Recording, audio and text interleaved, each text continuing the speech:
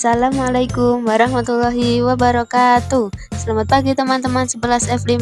Sebelumnya, perkenalkan nama saya Azhara Putri Novitasari.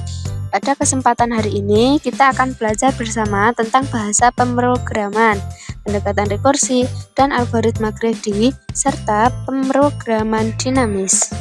Siapa di sini yang tahu macam-macam bahasa pemrograman? C++, Kak. Python, Kak. HTML dan PHP. Dan masih ada satu lagi, yaitu Java. Sekarang coba kalian cari tahu pengertian macam-macam bahasa pemrograman yang sudah kalian sebutkan tadi.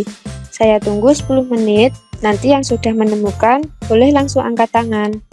A few moments later. Saya mau menjawab yang Java sama Python ya, Kak. Jadi, Java merupakan bahasa pemrograman yang digunakan secara luas untuk pengodean aplikasi web. Dengan jutaan aplikasi Java yang digunakan saat ini, Java digunakan untuk mengembangkan berbagai aplikasi, seperti aplikasi desktop, web, hingga mobile, terutama Android. Dan Python merupakan bahasa pemrograman komputer yang biasa dipakai untuk membangun situs, software, atau aplikasi, mengotomatiskan tugas, dan melakukan analisis data. Bahasa pemrograman ini termasuk bahasa tujuan umum. Artinya, ia bisa digunakan untuk membuat berbagai program berbeda, bukan khusus untuk masalah tertentu saja. HTML adalah salah satu bahasa pengkodean atau pemrograman yang digunakan untuk membuat halaman website yang ditampilkan pada web browser. Sedangkan PHP adalah salah satu bahasa pemrograman server-side yang banyak digunakan untuk pengembangan web. Sederhananya, PHP memungkinkan untuk membuat halaman web yang dinamis, mengolah data, dan berinteraksi dengan database. Bahasa C++ adalah bahasa yang digunakan untuk membuat berbagai aplikasi yang memiliki tingkatan yang cukup tinggi. Namun, umumnya bahasa ini dipelajari untuk pemula karena dengan mempelajari bahasa C++, Anda akan semakin mudah membangun karir menjadi seorang developer andal. Oke, bagus. Terima kasih teman-teman. Kalian sudah berani menjelaskan tentang macam-macam bahasa pemrograman. Apakah ada yang mau ditanyakan? Tidak, Kak. Oke, baik. Jika tidak ada yang ditanyakan, kita lanjutkan materi berikutnya. Sekarang saya akan menjelaskan tentang pendekatan rekursi dan definisi deret Fibonacci.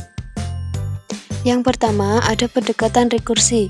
Pendekatan rekursi adalah suatu pendekatan dalam pemrograman di mana suatu fungsi memanggil dirinya sendiri untuk menyelesaikan masalah yang lebih besar dengan memecahnya menjadi submasalah yang lebih kecil. Yang kedua, ada definisi deret Fibonacci. Deret Fibonacci adalah deret bilangan di mana setiap suku adalah penjumlahan dari dua suku sebelumnya. Dua suku pertama dalam deret ini adalah 0 dan 1. Sekarang kita akan belajar berdiskusi kelompok. Silahkan kalian cari tahu tentang apa yang sudah saya tulis di papan tulis. A few moments later. Assalamualaikum warahmatullahi wabarakatuh. Di sini kami akan mempresentasikan hasil diskusi kami. Saya Natania Kintamani Safa Asintia, presensi 31. Saya Mila Natasha Aulia, presensi 24. Saya Lulu Syarifah, presensi 21. Soal yang pertama, kapan algoritma Grady cocok digunakan dan tidak cocok digunakan? Algoritma Grady cocok digunakan ketika masalah memiliki struktur optimal substruktur. Artinya, solusi optimal untuk masalah keseluruhan dapat dibangun dari solusi optimal untuk submasalahnya. Contoh, masalah penukaran uang, di mana kita ingin menentukan jumlah koin terkecil untuk menjumlahkan jumlah tertentu. Yang kedua ada ketika masalah memiliki sifat Grady, artinya membuat pilihan terbaik pada setiap langkah tidak akan pernah membatalkan pilihan-pilihan sebelumnya. Contoh, masalah pemilihan kegiatan, di mana kita ingin memilih sebanyak mungkin kegiatan yang tidak tumpang tindih. Yang ketiga ada ketika masalah membutuhkan solusi cepat dan sederhana. Algoritma Grady biasanya mudah diimplementasikan dan memiliki kompleksitas waktu yang rendah. Algoritma Grady tidak cocok digunakan ketika masalah tidak memiliki struktur optimal substruktur. Dalam kasus ini, pilihan terbaik pada satu langkah mungkin tidak mengarah pada solusi optimal secara keseluruhan. Contoh, masalah penugasan di mana kita ingin menugaskan pekerjaan ke pekerja dengan biaya minimum. Yang kedua, ketika masalah tidak memiliki sifat Grady. Dalam kasus ini, pilihan terbaik pada satu langkah mungkin membatalkan pilihan-pilihan sebelumnya. Contoh, masalah penjadwalan, di mana kita ingin menjadwalkan tugas-tugas dengan tenggat waktu dan penalti untuk keterlambatan.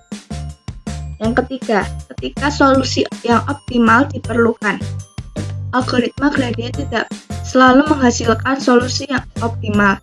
Dalam beberapa kasus, solusi yang lebih baik mungkin dapat ditemukan dengan menggunakan algoritma lain, seperti pemrograman dinamis.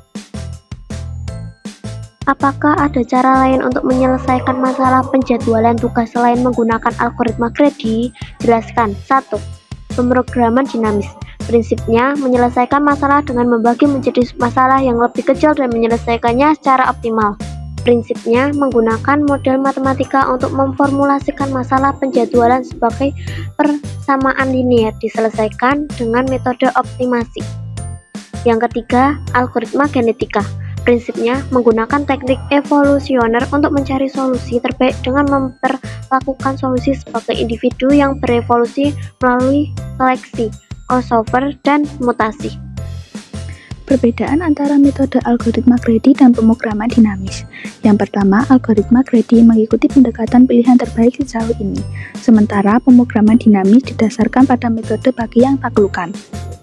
Yang kedua, pemrograman dinamis menjamin optimalitas sosial, sedangkan algoritma Grady tidak.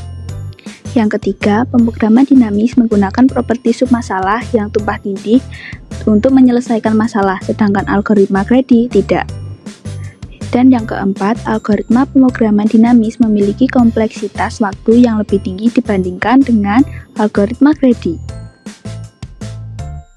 Sekian presentasi yang dapat kami sampaikan, kurang lebihnya mohon maaf.